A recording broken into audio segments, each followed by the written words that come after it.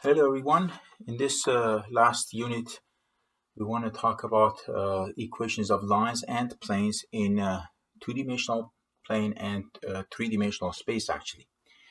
So we talk about equations of lines in 2D, 3D. We start with lines, and then after we finish lines, we talk about planes. So we have our regular system of coordinates, and we do have a line. This green line here, it's unlimited from both ends. And we do have a particular point on the line. This is P sub 0. Its coordinates are X sub 0 and Y sub 0. Let's say 1 and 5. These are coordinates of a point given on the line. And then there is another point P, which could be some sort of floating point on the line, and it can be anywhere you feel like it.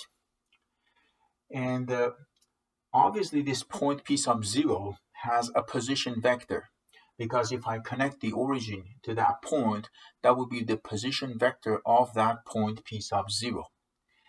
And that other point, arbitrarily chosen on the line, also has a position vector, which is vector OP.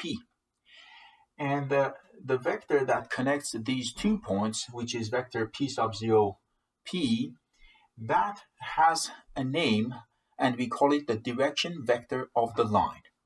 It is denoted by lowercase m or sometimes lowercase d, standing for direction vector. And it has components of lowercase a and b. End of the day, it must have some sort of coordinates.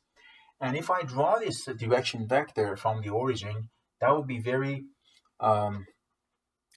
parallel to the line.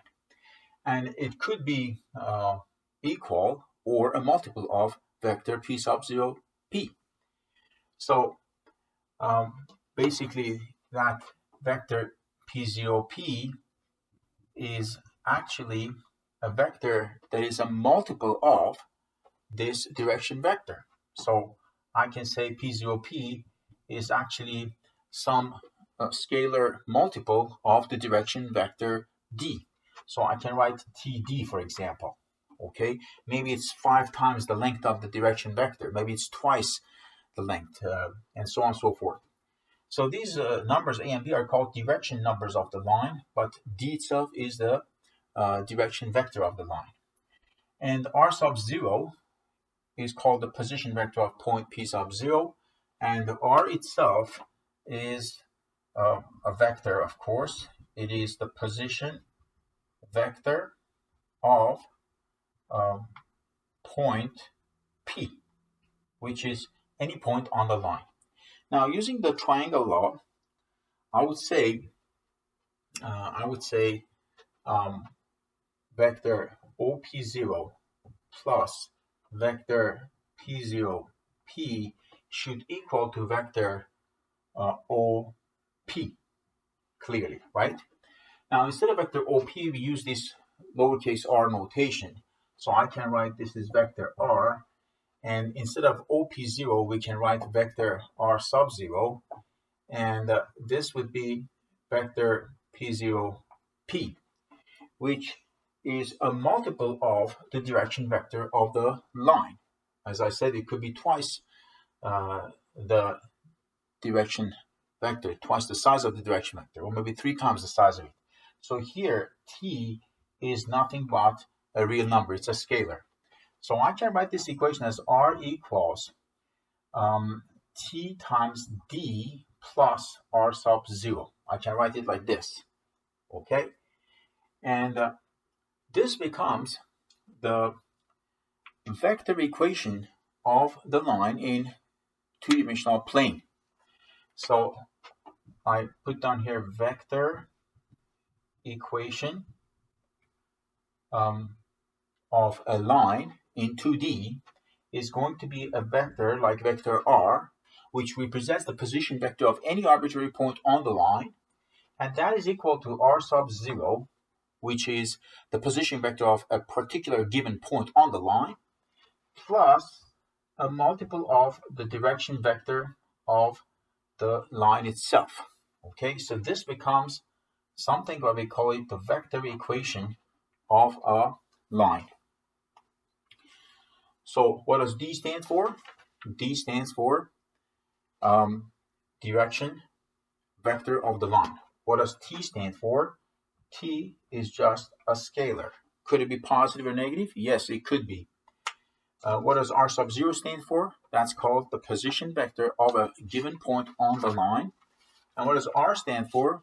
R is just the position vector of any arbitrary point on the line, of course. Okay, so we learned about vector equation. Now, we want to write the vector equation of a line passing through a point A, coordinates -1 and 1, and the direction vector is 3, 2. Okay, how do we do that? Well, we're going to say, what is the position vector of point A? Well, position vector starts from the origin all the time. And the tip of the vector is at point A.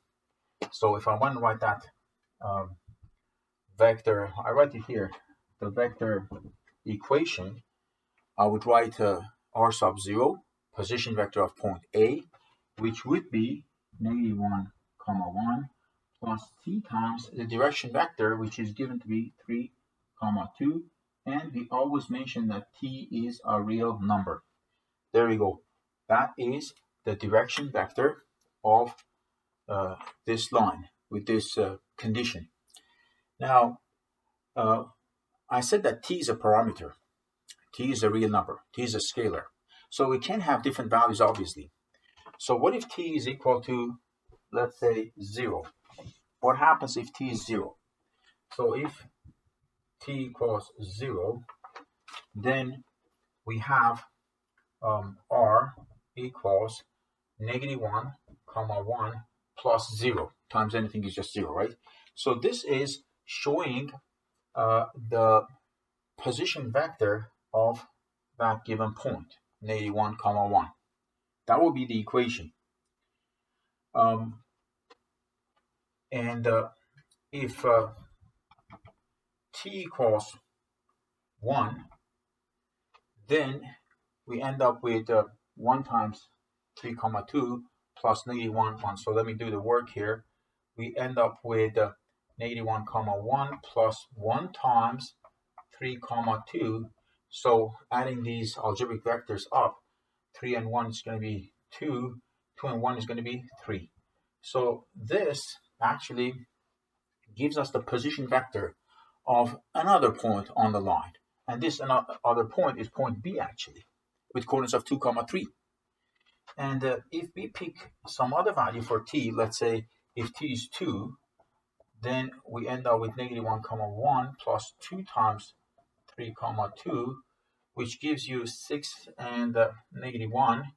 We do some mental math, that's 5. 4 and 1 is 5. So that gives you the position vector of another point on the line, and that point is actually point C with coordinates of 5 and 5. So this was actually point A, this was representing point B, this was representing the position vector of point C. Okay, and if T is any other value, you can select any arbitrary number you want. You can even select negative values. If you pick 3, then you end up with 3 times 3, 2. So that's 9 minus 1, which is 8. And we have 6 and 1, 7. There you go. So that shows coordinates of point D, which is just another point on the line. There are infinitely many points on the line, and for infinitely many values of T, you will end up with infinitely many position vectors of those points on the line, basically. All right, so we learned about the direction, about the vector equation of a line in 2D. Now, the thing is that we can play with this formula a little bit. We can write them in Cartesian form, algebraic form. So instead of vector R, let me rewrite it one more time. Instead of R, I can write x, y. Okay, that is the position vector of an arbitrary point on the line whose coordinates are x, y. Okay, and for R sub 0, I can say x sub 0, y sub 0. which is the position vector of a point whose coordinates are x naught, y naught, x sub 0, y sub 0. And t is the same parameter as before, and the direction vector could be a vector with coordinates of a comma b. Okay, so if I do the simplifying on the left hand side, so let me show the work here. So we get ta, tb, and we get x naught plus ta and y naught plus tb, and that's a b, by the way. Okay, so here we see that these two vectors are equal if their components are equal. So we say x should equal to x sub 0 plus at, and y should equal to y sub 0 plus bt, basically. Okay, so we end up with two equations, and we know that t is a real number. Now these two equations, one for x, one for y, are called parametric equations of the line. So parametric equations of the same line. So we have one form called vector equation and one form called parametric equations of the line. And let's say you want to write the parametric equations of the same line that I just did, a line passing through the point -1, 1 with a direction vector of 3 and 2. Well, the answer will be x equals y equals, so we have two equations, and these are two scalar equations. So x naught would be -1, y naught would be +1, plus a and b are 3 and 2, so that's 3, this is 2, t, and t is a parameter, and there we go. That is the parametric equation of this same line. These equations are not unique, by the way. I have to mention that the vector equation of a line is not unique, even parametric equation. And the reason is very obvious, because the direction vector could be a comma b or any multiple of a comma b. So here, instead of 3 comma 2, I can write twice 3 twice 2. I can write 6 comma 4. I can put 30 comma 20. I can put 3000 comma 2000. All of those vectors are collinear vectors with the direction vector of the line. So that's why the equations, vector equations and parametric equations, are not unique. So it's not like etched in stone, you have to write 3 comma 2. If somebody writes 6 comma 4, that's also correct. Okay? And finally, one more form I think I can erase this part and talk about, and that is derived from this form, from parametric form. If I transpose x naught from right side to left side, then on the right I end up with at, and same thing for the second equation, I end up with bt, right? And if I solve for t, I get x minus x naught over a, and here y minus y naught over b.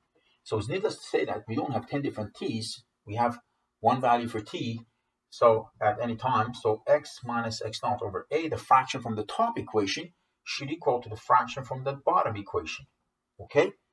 So because t equals t, clearly.